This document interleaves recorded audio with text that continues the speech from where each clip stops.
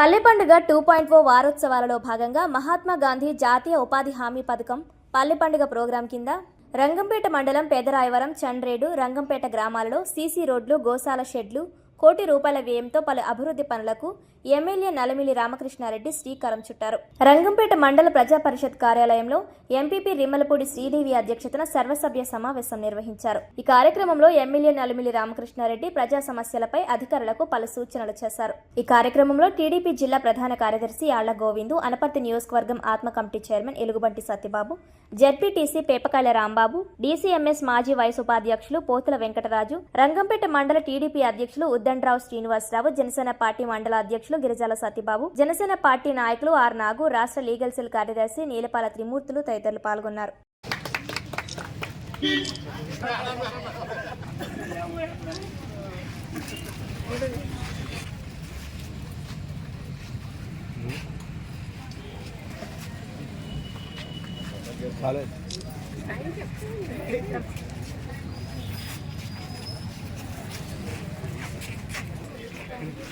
Sir మీతో photo తీయించుకుంటారంటండి పిల్లలందరూ.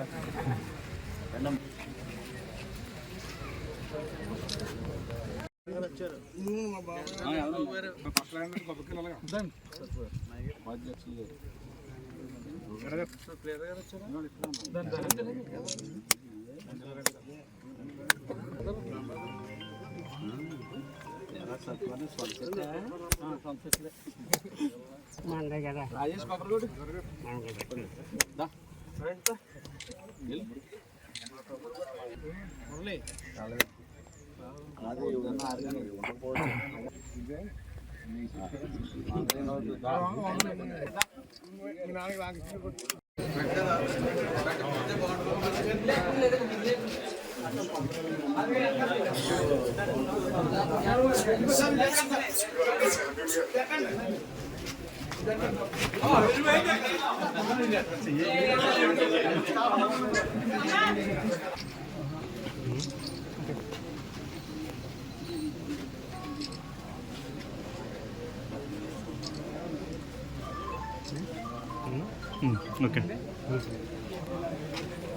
MPP గారికి, వేదిక పైన ఉన్న ఎంపీడీఓ గారికి, డిప్యూటీ తహసీల్దార్ గారికి, వేదిక ముందున్న ప్రజాప్రతినిధులు, గౌరవ సభ్యులు, ఎంపీటీసీలకు, గ్రామ సర్పంచులకు, పిఎస్సిఎస్ అధ్యక్షులకు, నీటి సంఘాల అధ్యక్షులకు, వివిధ శాఖల అధికారులకు, మీడియా మిత్రులకు అందరికీ పేరు పేరున నా హృదయపూర్వక నమస్కారాలు.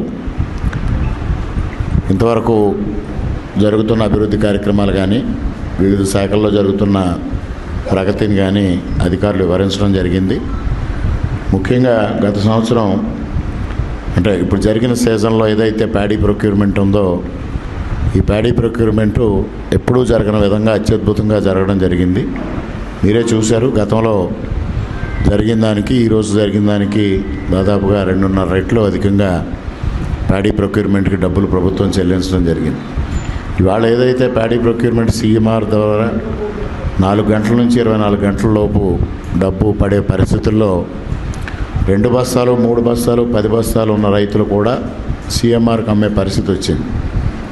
అందువల్ల ఇవాళ అధికంగా అనుకున్న దానికన్నా 2.5 రెట్లు అధికంగా ఖర్చు పెట్టాల్సిన అవసరం వచ్చింది.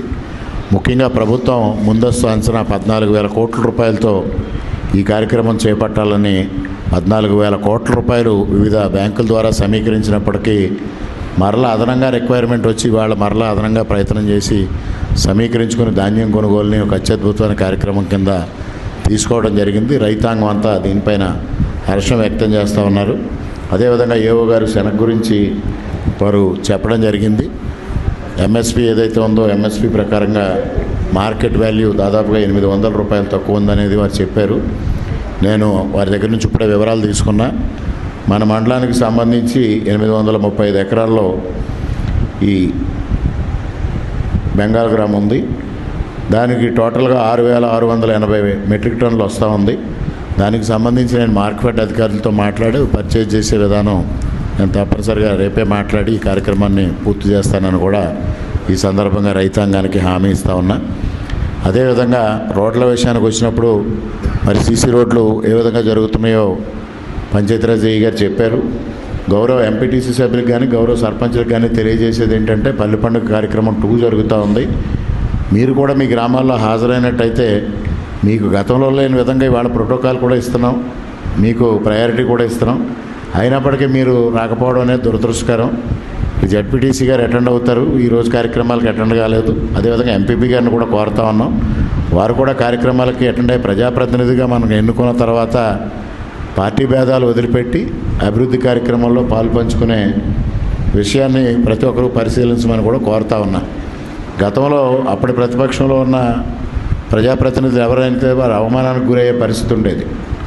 ఈరోజు ఆ విధంగా లేదు. మేము చాలా అత్యంత గౌరవంగా ఫస్ట్ ప్రయారిటీ మీకు ఇచ్చి తర్వాత మాత్రమే కూటమి నాయకులకు ఇస్తూ ఉన్నాం.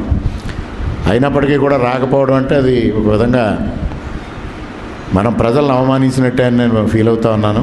అందుకోసం మీ గ్రామాల్లో జరిగినప్పుడు మీరు కూడా ఉదయం అటెండ్ కాలేదు.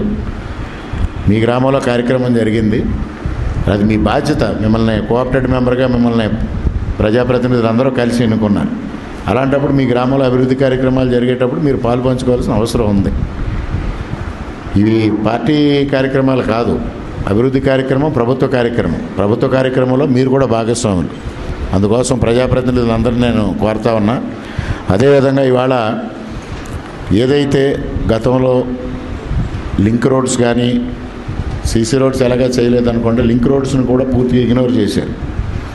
మొత్తం అన్ని రోడ్లు చిత్రమై ఉన్నాయి. ఇప్పటికే చాలా రోడ్లు సరి చేయడం జరిగింది, బాగు చేయడం జరిగింది. ముఖ్యంగా R&B రోడ్లు ఒక విడత ప్యాచ్ వర్క్ చేసాం. మరలా మంతా తుఫాను కానీ అంతకుముందు కురిసిన వర్షాలకు కానీ మరలా ఇబ్బందికరమైన పరిస్థితికి వచ్చింది. ఇప్పుడు 2 రోడ్లకి శాంక్షన్స్ ఇచ్చాం, మరలా అదనంగా ఇంకొంత ఇస్తాం.